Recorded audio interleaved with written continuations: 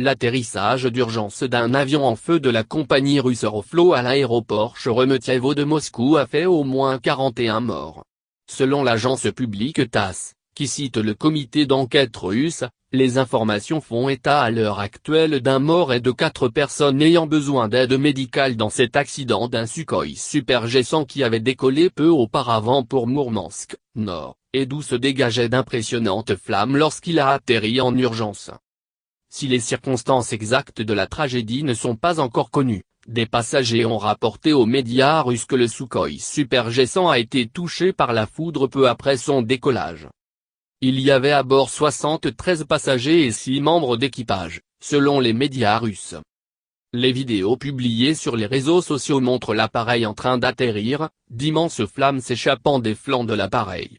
D'autres vidéos montrent ensuite les passagers descendant les toboggans situés à l'avant de l'appareil, puis s'éloignant en courant de l'appareil qui s'embrasait à grande vitesse. L'avion de la compagnie Aeroflot, la première compagnie russe, effectuait un vol Moscou-Mourmansk.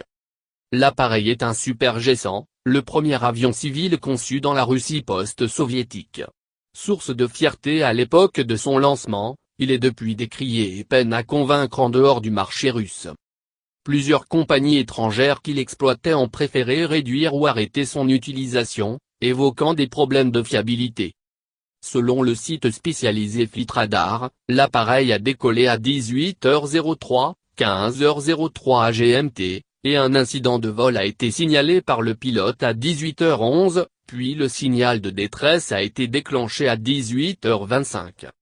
Une enquête criminelle pour violation des règles de sécurité a été ouverte, a indiqué dans un communiqué le comité d'enquête russe, chargé des enquêtes dans ce genre d'affaires.